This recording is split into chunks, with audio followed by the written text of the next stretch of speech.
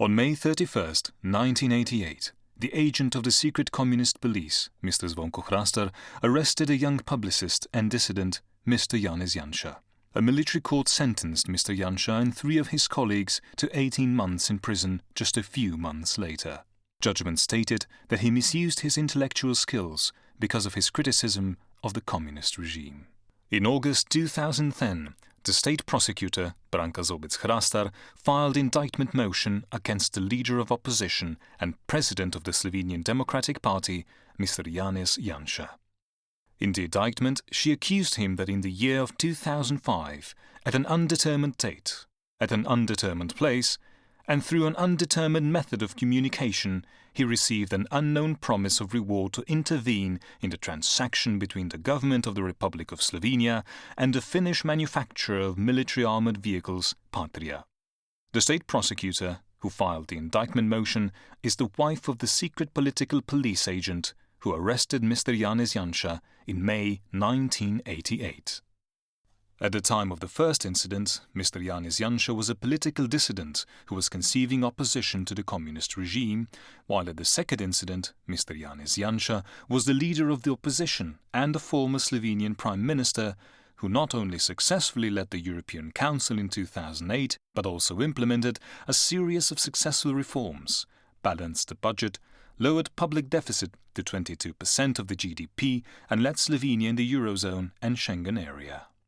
The arrest and trial against Mr. Janša and co-defendants in 1988 triggered the first mass protests in Slovenia, which was still a part of Yugoslavia at the time. After 2 years, the Communist Authority, under the leadership of the president of the Central Committee of Slovenian Communist Party, Mr. Milan Kučan, gave in under the pressure of the nation and agreed to the partially free elections. 2/3 of the members of the National Assembly were elected on the basis of general right to vote, while the last third was elected by the state-owned companies that were only allowed to be operated by the Communist Party. The Communist Authority nominated all the members of the electoral commissions, while the democratic parties were only allowed to nominate mostly inexperienced observers. After 6 months of imprisonment, Mr. Janez Janša got an early release. He participated at the first elections to the National Assembly in the April 1990 and received the highest number of votes. In the conditions of limited voting rights, the anti-communist forces won by a narrow margin. In May 1990, Mr. Janez Janša became the Minister of Defense in the first democratically elected Slovenian government. While the democratic forces, united within the coalition called Slovenian Democratic Opposition, closely won the parliamentary elections. Mr. Milan Kučan, who was the president of the Communist Party, became the first president of the Republic of Slovenia. The democratic government offered a referendum on the independence of Slovenia in December 1990. 90% of the voters decided for independent Slovenian state. The communists tried to hinder the independence. They especially opposed the creation of Slovenian armed forces. Nevertheless, 6 months later, on 25th of June 1991, Slovenia was declared an independent state. What followed was the aggression of the Yugoslav army, which was not successful, and Slovenia, after 10 days of fighting, regained 99% of its territory. A fragile truce and the EU intervention with the Brioni negotiation followed. Later, Serbian leader Milosevic decided to withdraw the army from Slovenia and to constitute the concept of the Great Serbia. In October 1991, the last foreign soldier left Slovenian territory, and in January 1992, the EU recognized Slovenia as an independent state. 2 months after the diplomatic recognition of Slovenia, the communists fully returned to power. The democratic coalition Demos fell apart due to a mixture of internal conflicts and external pressure, and the communists, converted into multiple parties with new names, then formed various coalition governments up until 2004. Consequently, they have suspended all processes of transition. Judges and prosecutors who the communists appointed before the elections got a permanent mandate. In the meantime, a partial privatization of state assets was carried out, which resulted with the majority of business in the hands of the former directors and officials appointed by the Communist Party.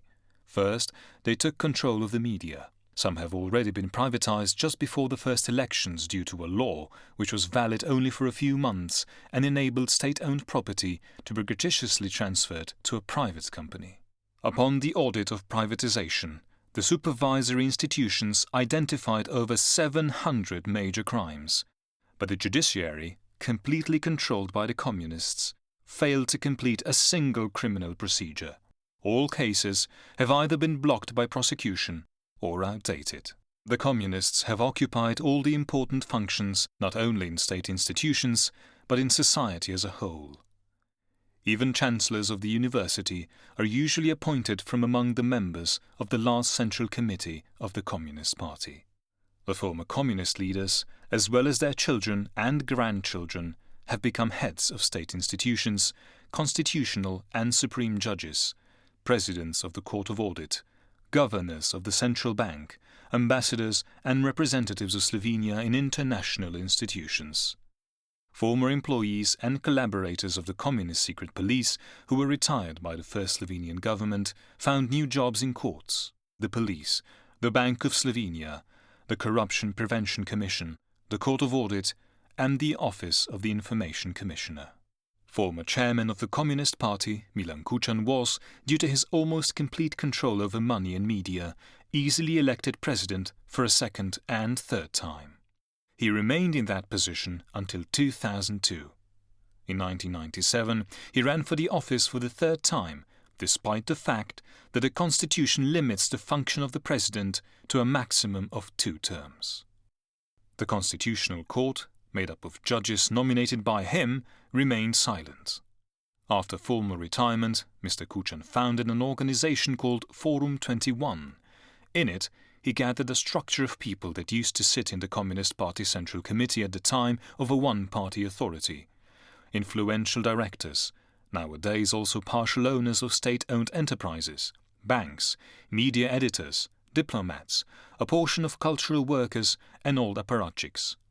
Today, Forum 21 controls monopolies in state-owned companies and banks, the media, judiciary, and a large portion of culture and sports. Despite the fact that it integrates the wealthiest individuals in the country, it usually stands for a so-called democratic socialism. Before each election, Forum 21 is to publicly determine which party in its domain is defined as the main favorite. Occasionally, just before the election, it sets up a new party that is then successfully promoted with an abundance of financial and media support. In the 2011 general elections, such a party was founded 2 months before the elections and named the Zoran Janković list, reaching 28% and a relative majority.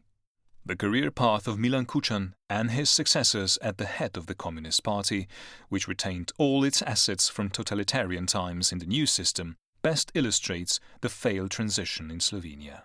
At the head of the Communist Party, which was first renamed the Democratic Renewal, then the United List of Social Democrats, and at the end the Social Democrats, Milan Kučan was succeeded by Cyril Ribičić, namely a son of the former president of the Yugoslav Communist government, and the Minister of the Interior from the times after the Second World War, when the Communists killed more than 100,000 people after the bloody seizure of power on the territory of Slovenia. More than 600 mass graves from that time had so far been found on the territory that covers 22,000 square kilometers. After leaving the presidency of the Communist Party, and on the proposal by Milan Kučan, Mr. Cyril Ribičić became one of the 9 members of the Constitutional Court, the highest judicial authority in the country. The Constitutional Court has a lot of power. In some cases, it may even adopt decisions with the force of law instead of Parliament. After the expiry of the term of office of constitutional judge, Mr. Ribičić was appointed a member of the Venice Commission in 2012 by the socialist government. He is intensively engaged with imaginary violations of human rights in Hungary, where the Commission is continuing to pressure Viktor Orbán's centre-right government. Mr. Ribičić's successor at the forefront of the party has become Mr. Janez Kocijančić, who was in office only for a short time and then became chairman of the board of the national television, national radio, and television broadcasting station, which is the most influential media in the country. His wife has become Chancellor of the University of Ljubljana, the largest educational institution in the country. At the same time, Mr. Kocijancic was named President of the Slovenian Olympic Committee, which is directing the sporting events in the country, including some investments. He still holds that position. The most influential circle in Slovenia includes the former communist secret police chiefs. For the crimes committed in and outside of the country, they have never been held guilty. For Mr. Janez Zemljarič, ex-boss of the Slovenian Communist Secret Police, it was found, at the opening of the archives, that he was directly responsible for the terrorist bomb attack in Austria and a number of massive human rights violations. However, Public Prosecutor's Office did not react, and Mr. Zemljarič is still seen as a key person for allocation of money regarding major investment in national infrastructure. Mr. Silvo Gorenc, former chief of the Yugoslav secret police called UDBA, similar to the Soviet KGB, is directly responsible for many killings of the Yugoslavian immigrants. In Western Europe, especially in Germany, his agents were cold-heartedly killing members of the anti-communist Yugoslav emigration. Despite the recent discovery of strong material evidence, Slovenian Prosecutor's Office does not react. Mr. Gorenc is currently an influential member of the leadership of the Social Democrats. The prosecution has difficulties to respond to such discoveries, as the Attorney General of Slovenia, Mr. Zvonko Fischer, was a judge who drastically violated human rights in the former communist regime. That is also why he was appointed to this position. At the end of the 80s, among other things, he sentenced 2 Catholic priests to prison just because they held a mass for a group of tortured innocent civilians that were killed during the Communist Revolution. Mr. Branko Masliša has been the president of the Supreme Court of Slovenia for many years. Mr. Masliša is the well-known judge who imposed the last death penalty back in the former Yugoslavia. As a judge, he worked for the secret political police and was the president of a special secret commission that approved and somewhat legalized killings of civilians who were shot in the back when trying to illegally cross the former border between Yugoslavia and Italy. Procedures at the border were the same as at the Berlin Wall, and were imposed in Slovenia for 2 more years after the collapse of the Berlin Wall in Germany. Mr. Zlatko Šetinc represents an example of the neo-communist monopoly of the media in Slovenia. Communist Party of Slovenia 35 years ago ordered the publication of a special weekly newspaper called the Nedeljski dnevnik, in which propaganda content was skillfully included in the popular media content. This weekly newspaper, which was sponsored by the state, and was very low cost, soon reached the high circulation. Mr. Franz Šetinc was nominated for the editor of the weekly newspaper and is the son of the then Secretary General of the Communist Party. Mr. Zlatko Šetinc is to this date, in 2013, still the editor of Nedeljski dnevnik, which is one of the central media assets of Forum 21 and their black propaganda. In the meantime, of course, communists skillfully privatized this newspaper and many others. The newspaper has always received substantial subsidies from state enterprises. In the conditions of almost complete domination by the old monopolies in the society, the new democratic parties have since 1990 never managed to form a solid majority at the elections. Out of 7-party coalition of democratic demos that formed the first government, only 2 parties survived, in physical and program terms. Communists skillfully dismantled all others, or infiltrated their own people inside the parties, and then either destroyed or turned them into their manipulative tools. Leaders of these parties experienced a similar fate. Under constant media pressure and victimized from repressive authorities, one after the other, they withdrew from public life. Some became ill and died. Among them, the father of Slovenian statehood and the leader of a democratic coalition demos, Mr. Jože Pučnik. Just before the presidential elections in 1992, presidential candidate Mr. Ivan Kramberger, a serious challenger of Mr. Milan Kučan, was shot in the middle of the election rally. His suspected killer was sentenced to only 9 years in prison and was then early released. In the meantime, a new house was built for him. A few months after the death of the popular presidential candidate, Mr. Ivan Kramberger, the Slovenian tabloid newspaper, Slovenske novice, led by a former associate of the secret police, established a special fund named Ivan Kramberger, which collected financial contributions for disadvantaged people. Honorary member and president of the fund became none other than Mr. Milan Kučan. Of all the leaders of the Slovenian Spring, as Slovenes called their period of transition to a parliamentary democracy and independence, despite the fact that they were mostly young people, only two have remained in the political arena. The first Prime Minister of Slovenia, Mr. Lojze Peterle, is currently a member of the European Parliament, and his party, New Slovenia, Christian People's Party, won 4% in the last general election in 2011. The former dissident, political prisoner, and Minister of Defense in the first government of Slovenia, Mr. Janez Janša, is president of the Slovenian Democratic Party. In the last general election in 2011, that party received 26% of votes. The Slovenian Democratic Party surprisingly achieved a relative majority in the 2004 elections. The shock among the neo-communists, or the transitional left as they are called in Slovenia, allowed Mr. Janez Janša to build a coalition in which a small member was a leftist party called the Democratic Pensioners, DESUS, which then prevented some necessary reforms, in particular all measures of deconstructing monopolies created by the former authoritarian regime. In economic terms, the government was nevertheless successful, as Slovenia achieved almost 5% growth during the period from 2004 to 2008, managed to balance the budget and nearly eliminated unemployment. After his surprising election victory, Mr. Janša was named an internal enemy by the communists, who have done everything since his arrest in 1988 to politically destroy him and connect any and all political affairs to him. In addition to daily attempts to personally discredit him in the media, anonymous and public threats to him and his family were made.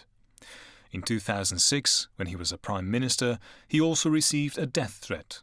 The death threat was sent from a work computer by an armed agent of the police force, Mr. Zlatko Gomilšek. Mr. Gomilšek was dismissed from the police, criminal proceedings were initiated, but the case lapsed in court. The judge who oversaw the lapsing of the procedure meanwhile received the prize for diligent work, and the next socialist government employed Mr. Gomilšek again, also returning him his weapon. Exactly 1 month before the general election of September 2008, the newspaper Nedeljski Dnevnik, as an unofficial newsletter for Forum 21, published an article that a big bang from Finland will sweep away Mr. Janez Janša and his party. 1 week later, the Finnish television Yle released a film entitled The Truth About Patria, created in cooperation between the Yle journalist Magnus Berglund and individuals from the network of the Slovenian Forum 21. The film ends by showing a capital J and the claim that the journalist possesses evidence that the letter J represents the Slovenian Prime Minister Janez Janša in the correspondence between representatives of Patria who manufactured armoured vehicles and certain lobbyists. The letter J, as the film claims, was bribed to ensure business for Patria.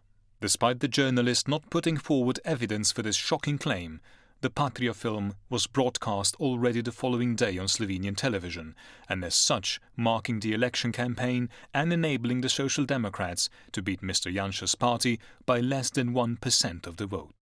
For the next 2 years, nothing had happened regarding the affair. Then, in August 2010, public prosecutor Ms. Branka Zobec-Hrastar submitted a prosecutorial motion to the lower court in Ljubljana against Mr. Janša, claiming that in 2005, at an undetermined date, at an undetermined place, and through an undetermined method of communication, he received an unknown promise of reward for his party, to ensure business between the Slovenian government and the Finnish manufacturers of armoured vehicles, Patria. There had been no progress with the case before September 2011, when early elections were called due to the catastrophic results and dissipation of the left coalition. According to public opinion polls, Mr. Janša's SDS was going to win by a considerable margin. Right before the start of the election campaign, lower court judge Ms. Barbara Kleinschek opted to proceed with the trial, even though she had previously claimed that due to the order of cases, this particular one would not continue for several years. Putting the leader of the opposition on trial garnered a lot of media attention, which meant that for the second time the Patria affair was surrounding the Slovenian general elections. The trial dragged on for almost 2 years, with all 40 witnesses denying the allegations made against Mr. Janša. The material evidence confirmed that lobbyists from Patria were in contact with certain officials in the Slovenian Ministry of Defense, but it also entirely dispelled the allegations made in the Ile film The Truth About Patria. In fact, the evidence showed that the letter J in the correspondence between Patria and the lobbyists did not belong to Mr. Janša, but a Croatian citizen, Jerkovic. On June 5, 2013, despite all the evidence, Judge Ms. Barbara Kleinschek suddenly cancelled all previously scheduled hearings and pronounced her decision. She found Mr. Janša guilty of receiving an unknown promise of reward for his party at an undetermined date, at an undetermined place, and through an undetermined method of communication, and sentenced him to 2 years' imprisonment. The judgment, which is not yet final, aroused a lot of outrage in the Slovenian public, with a large crowd having gathered before the court in protest during the declaration. Virtually all legal experts in Slovenia abhorred the judgment that was published 3 months after its delivery, the statutory deadline being 1 month. Only a judge of the High Court, which will review the appeal, Mr. Rakočević-Bergant, publicly congratulated the lower court judge for her courage. President of the High Court of Ljubljana, Jernej Potočar, appointed as a judge during the time of communism, as the son of a former member of the Communist Party leadership and the Chief of Staff of the Yugoslav Army, supported her. This kind of conduct of the appellate court that gives such suspicions of impartiality in advance would be difficult to hide from the international community, even if it happened in Ukraine or Belarus. Mr. Janša has filed an appeal against the sentence. It should be resolved within 3 months. However, Slovenian courts almost never respect the deadlines, and there is a danger that the Court of Appeal, led by Mr. Potočar, would endorse the absurd sentence of the Court of First Instance and turn it into a final sentence, or that it would postpone the decision until the beginning of the next election campaign. It is even possible that both things would happen, and with that the Patria affair, directed by the Forum 21, would have a direct effect on already the 3rd election in Slovenia. As observers from the outside, we wonder, how is it possible for an opposition leader in a state that has been an EU member for nearly 10 years to be sentenced in such an absurd manner? He is supposed to have received an undetermined promise of a reward, at an undetermined place, at an undetermined date, and in an undetermined way. How can one possibly bribe someone with such a promise? By using such a vague formulation in the wording of the indictment and the sentence, one can charge anyone and at any time. The judge only needs courage. The accused has no possibility to defend him against such vague allegations. He has no possibility to even start proving his innocence. When the communists sentenced Mr. Janša for the first time 25 years ago, they referred to the fact that he held in his desk a series of documents on the basis of which he intended to write articles critical towards the communist regime. Many of his colleagues in Slovenia and elsewhere in communist countries were being condemned on the basis of false or planted evidence. In the Patria case, they didn't even find it necessary to falsify the evidence. They can always rely on the European certificate, being an EU member state, and the independence of the judiciary and of the individual judges. They believe that under this disguise they can condemn anyone, even without evidence. In the case of Mr. Janša, they probably know that the judgment will be reversed sooner or later. If no sooner, it will be reversed at the European Court of Human Rights. But it may take years before the European Court decides on the case. Regardless of that, the planned political effects will be achieved, as they will be able to decide not only on how, but also when the judgment will be made, just as they did in the past without taking the facts into account. And even if the judgment is reversed, in the end, no judge will have to answer for that. In March 2013, violent protests organized by the Forum 21 and speculations of 2 smaller political parties brought down the second SDS government.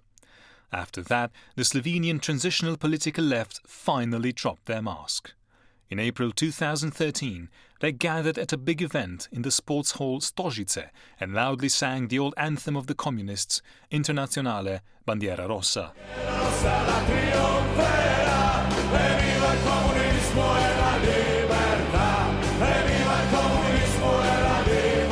and the new hit song of the Slovenian transitional political left, "Europe is a gang of thieves." At the event that was attended by President of the Republic, Prime Minister with a number of ministers, the President of the Constitutional Court and the President of the Forum 21, the flags were flown with the communist red star, hammer and sickle, and the event was broadcasted by state television. There was not one national flag flown there, let alone European one. The EU development funds were used to restore the monument dedicated to the former Yugoslav communist dictator Tito. In schools, they have begun to dress children in pioneer uniforms and pushed into their hands the wooden rifles. At the events funded by the government and celebrating the totalitarian past, so dressed children stand together with communist paramilitary units which are dressed in the old Titoist uniforms and with weapons in their hands. Europe does not notice that, even though these kinds of events in the last months became mass phenomena and present no longer an individual excess. Parading of uniformed but unarmed extreme right-wing formations in Budapest encounters an immediate condemnation of the government of Hungary and the European press. Yet parading of uniformed extreme left-wing Titoist units with weapons in Slovenia are supported by government money. And Europe does not notice it, although Slovenian national television almost weekly plays a video recording from such events, where children are abused and songs like "Europe is a gang of thieves" are sang while the restoration of democratic socialism is requested. In 1996, the Parliamentary Assembly of the Council of Europe adopted a special resolution on measures to dismantle the heritage of former communist totalitarian systems. Resolution in the third paragraph draws attention also to the consequences of unsuccessful transition, and it says, "The dangers of a failed transition process are manifold. At best, oligarchy will reign instead of democracy, corruption instead of rule of law, and organized crime instead of human rights. At worst, the result could be the velvet restoration of a totalitarian regime, if not a violent overthrow of the fledgling democracy."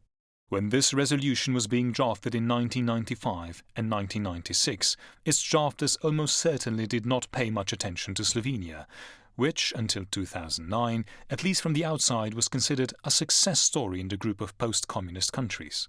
However, under this guise, a different true image was hiding. Socialist majority in the Slovenian parliament in 1997 voted against this resolution and flatly refused it. This was followed by some equally unsuccessful proposals by the opposition, until in 2009 the Slovenian parliament also rejected the European Parliament's resolution on European conscience and totalitarianism because it also mentioned communism.